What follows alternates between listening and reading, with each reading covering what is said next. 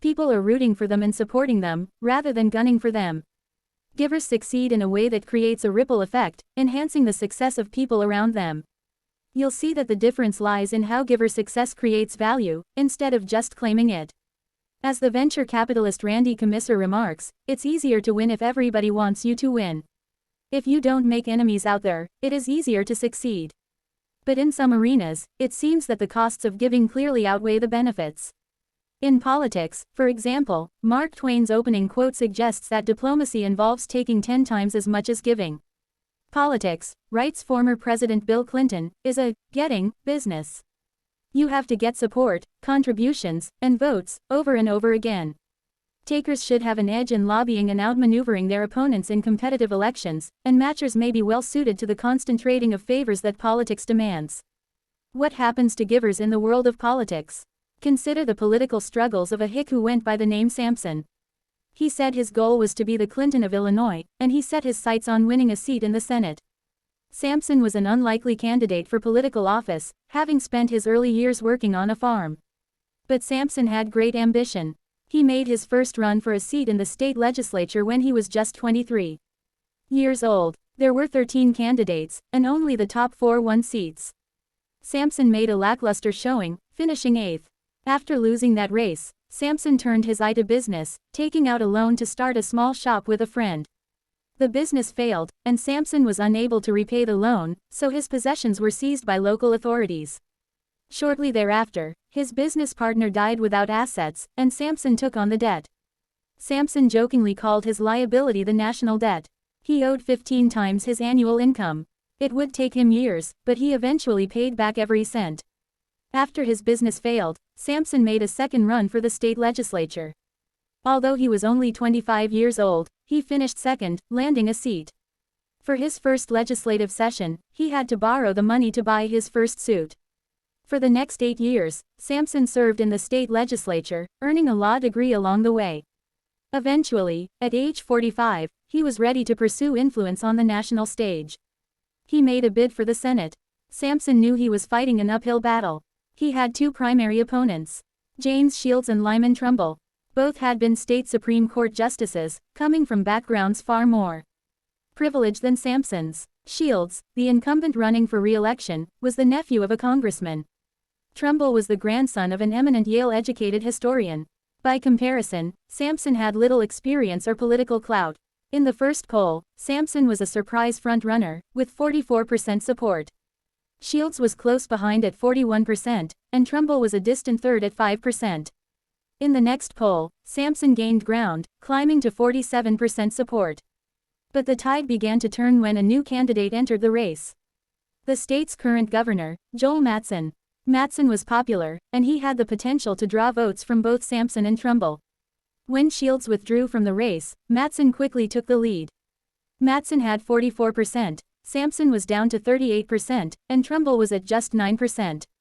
But hours later, Trumbull won the election with 51%, narrowly edging out Mattson's 47%. Why did Sampson plummet, and how did Trumbull rise so quickly? The sudden reversal of their positions was due to a choice made by Sampson, who seemed plagued by pathological giving. When Mattson entered the race, Sampson began to doubt his own ability to garner enough support to win. He knew that Trumbull had a small but loyal foe, who would not give up on him. Most people in Sampson's shoes would have lobbied Trumbull's followers to jump ship. After all, with just 9% support, Trumbull was a long shot. But Sampson's primary concern wasn't getting elected. It was to prevent Mattson from winning. Sampson believed that Mattson was engaging in questionable practices. Some onlookers had accused Mattson of trying to bribe influential voters. At minimum, Sampson had reliable information that some of his own key supporters had been approached by Mattson. If it appeared that Sampson would not stand a chance, Mattson argued, the voters should shift their loyalties and support him. Sampson's concerns about Mattson's methods and motives proved prescient.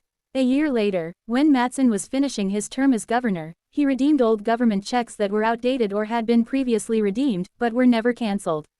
Mattson took home several $100,000 and was indicted for fraud. In addition to harboring suspicions about Mattson, Sampson believed in Trumbull, as they had something in common when it came to the issues. For several years, Sampson had campaigned passionately for a major shift in social and economic policy. He believed it was vital to the future of his state, and in this he and Trumbull were united. So instead of trying to convert Trumbull's loyal followers, Sampson decided to fall on his own sword. He told his floor manager, Stephen Logan, that he would withdraw from the race and ask his supporters to vote for Trumbull. Logan was incredulous. Why should the man with a larger following hand over the election to an adversary with a smaller following? Logan broke down into tears, but Sampson would not yield. He withdrew and asked his supporters to vote for Trumbull. It was enough to propel Trumbull to victory, at Sampson's expense. That was not the first time Sampson put the interests of others ahead of his own. Before he helped Trumbull win the Senate race, despite earning acclaim for his work as a lawyer, Sampson's success was stifled by a crushing liability. He could not bring himself to defend clients if he felt they were guilty. According to a colleague, Sampson's clients knew they would win their case. If it was fair, if not, that it was a waste of time to take it to him. In one case, a client was accused of theft, and Sampson approached the judge. "If you can say anything for the man, do it. I can't. If I attempt it, the jury will see I think he is guilty, and convict him." In another case, during a criminal trial, Sampson leaned over and said to an associate, "This man is guilty. You defend him, I can't." Sampson handed the case over to the associate, walking away from a sizable fee. These decisions earned him respect, but they raised questions about whether he was tenacious enough to make tough political decisions. "Sampson comes very near being a perfect man," said one of his political rivals. "He lacks but one thing." The rival explained that Sampson was unfit to be trusted with power, because his judgment was too easily clouded by concern for others. In politics, operating like a giver put Sampson at a disadvantage. His reluctance to put himself first cost him the Senate election, and left onlookers wondering whether he was strong enough for the unforgiving world of politics. Trumbull was a fierce debater. Sampson was a pushover. "I regret my defeat," Sampson admitted, but he maintained that Trumbull's election would help to advance the causes they shared. After the election, a local reporter wrote that in comparison with Sampson, Trumbull was a man of more real talent and power. But Sampson wasn't ready to step aside forever. 4 years after helping Lyman Trumbull win the seat, Sampson ran for the Senate again. He lost. Again. But in the weeks leading up to the vote, one of the most outspoken supporters of Sampson's was none other than Lyman Trumbull. Sampson's sacrifice had earned goodwill, and Trumbull was not the only adversary who became an advocate in response to Sampson's giving. In the first Senate race, when Sampson had 47% of the vote and seemed to be on the brink of victory, a Chicago lawyer and politician named Norman Judd led a strong 5% who would not waver in their loyalty to Trumbull. During Sampson's second Senate bid, Judd became a strong supporter. 2 years later, after 2 failed Senate races, Sampson finally won his first election at the national level. According to one commentator, Judd never forgot Sampson's generous behavior and did more than anyone else to secure Sampson's nomination. In 1999, C-SPAN, the cable TV network that covers politics, polled more than 1,000 knowledgeable viewers. They rated the effectiveness of Sampson and 36 other politicians who vied for similar offices. Sampson came out at the very top of the poll, receiving the highest evaluations. Despite his losses, he was more popular than any other politician on the list. You see, Sampson's ghost was a pen name that the hick used in letters. His real name was Abraham Lincoln. In the 1830s, Lincoln was striving to be the DeWitt Clinton of Illinois, referencing a U.S. senator and New York governor who spearheaded the construction of the Erie Canal. When Lincoln withdrew from his first Senate race to help Lyman Trumbull win the seat, they shared a commitment to abolishing slavery. From emancipating slaves, to sacrificing his own political opportunities for the cause, to refusing to defend clients who appeared to be guilty, Lincoln consistently acted for the greater good. When experts in history, political science, and psychology rated the presidents, they identified Lincoln as a clear giver. Even if it was inconvenient, Lincoln went out of his way to help others, wrote 2 experts, demonstrating obvious concern for the well-being of individual citizens. It is noteworthy that Lincoln is seen as one of the least self-centered, egotistical, boastful presidents ever. In independent ratings of presidential biographies, Lincoln scored in the top 3. Along with Washington and Fillmore. In giving credit to others and acting in the best interests of others. In the words of a military general who worked with Lincoln, he seemed to possess more of the elements of greatness, combined with goodness, than any other. In the Oval Office, Lincoln was determined to put the good of the nation above his own ego. When he won the presidency in 1860, he invited the 3 candidates whom he defeated for the Republican nomination to become his Secretary of State, Secretary of the Treasury, and Attorney General. In Team of Rivals, the historian Doris Kearns Goodwin documents how unusual Lincoln's cabinet was. Every member of the administration was better known, better educated, and more experienced in public life than Lincoln. Their presence in the cabinet might have threatened to eclipse the obscure prairie lawyer. In Lincoln's position, a taker might have preferred to protect his ego and power by inviting yes men to join him. A matcher might have offered appointments to allies who had supported him. Yet Lincoln invited his bitter competitors instead. "We needed the strongest men of the party in the cabinet," Lincoln told an incredulous reporter. "I had no right to deprive the country of their services." Some of these rivals despised Lincoln, and others viewed him as incompetent, but he managed to win them all over.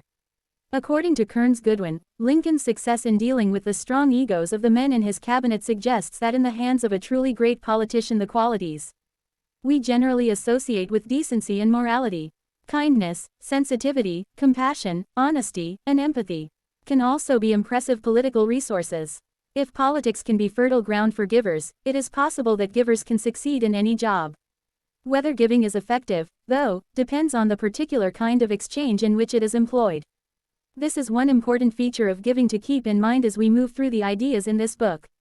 On any particular morning, giving may well be incompatible with success. In purely zero-sum situations and win-lose interactions, giving rarely pays off. This is a lesson that Abraham Lincoln learned each time he chose to give to others at his own expense. "If I have one vice," Lincoln said, "and I can call it nothing else, it is not to be able to say no." But most of life isn't zero-sum, and on balance, people who choose giving as their primary reciprocity style end up reaping rewards. For Lincoln, like David Hornick, seemingly self-sacrificing decisions ultimately worked to his advantage. When we initially concluded that Lincoln and Hornick lost, we hadn't stretched the time horizons out far enough. It takes time for givers to build goodwill and trust, but eventually, they establish reputations and relationships that enhance their success.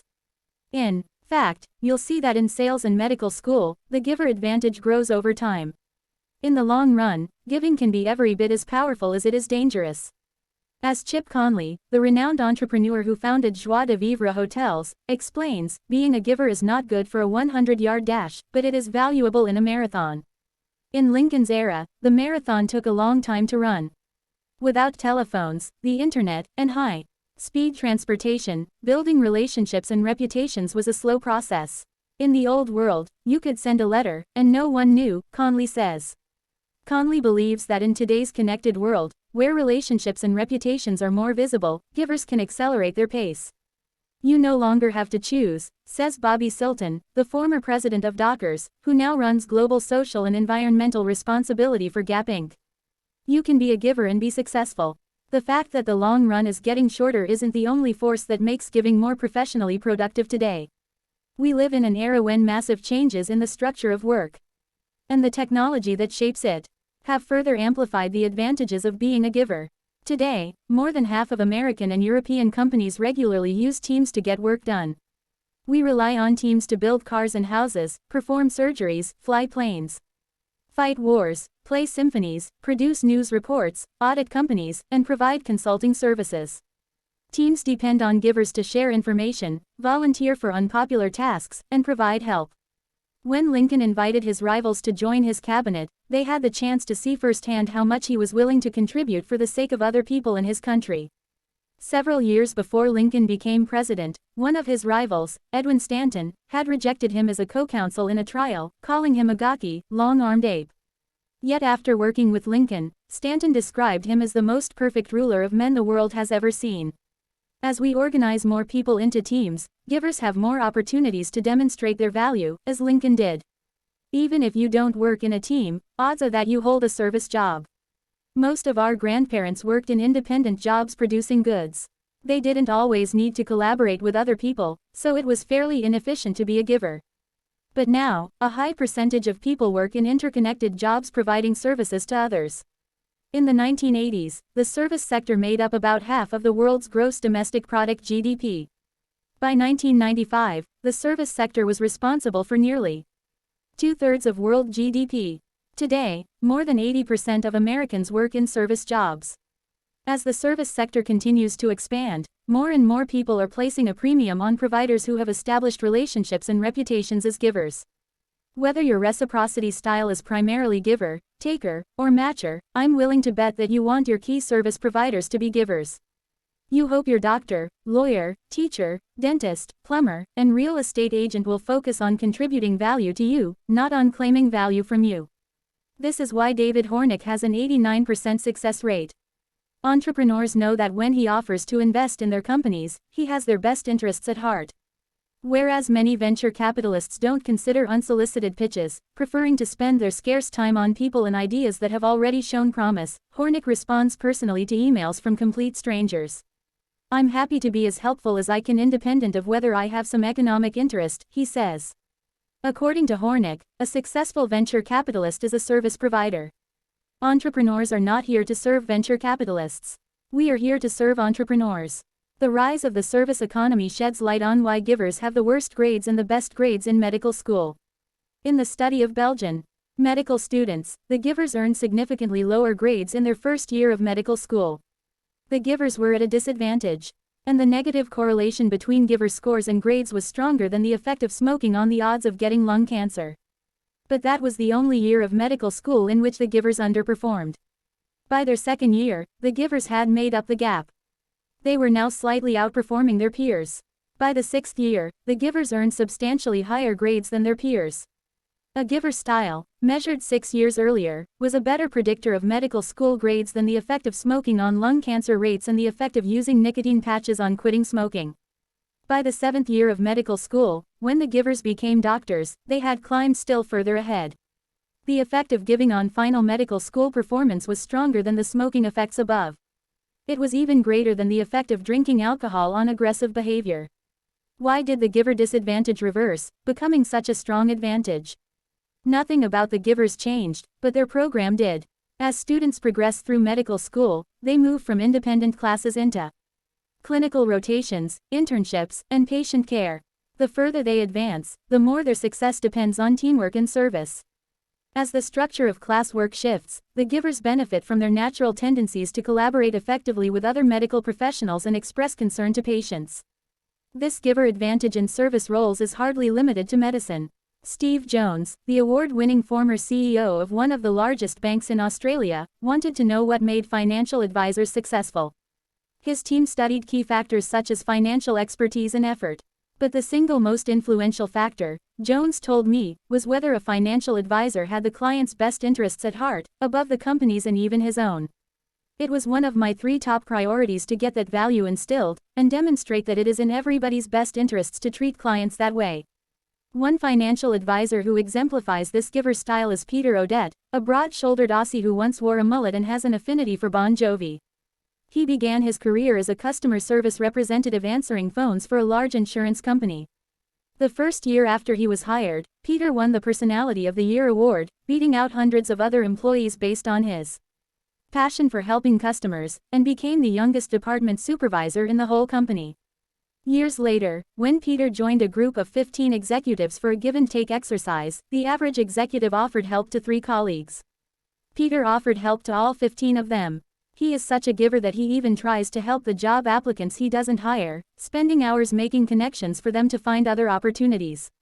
In 2011, when Peter was working as a financial advisor, he received a call from an Australian client. The client wanted to make changes to a small superannuation fund valued at $70,000. A staff member was assigned to the client, but looked him up and saw that he was a scrap metal worker. Thinking like a matcher, the staff member declined to make the visit. It was a waste of his time. It certainly wasn't worth Peter's time. He specialized in high-net-worth clients, whose funds were worth 1,000 times more money, and his largest client had more than $100 million. If you calculated the dollar value of Peter's time, the scrap metal workers fund was not even worth the amount of time it would take to drive out to his house. He was the tiniest client, and no one wanted to see him. It was beneath everybody, Peter reflects. But you can't just ignore someone because you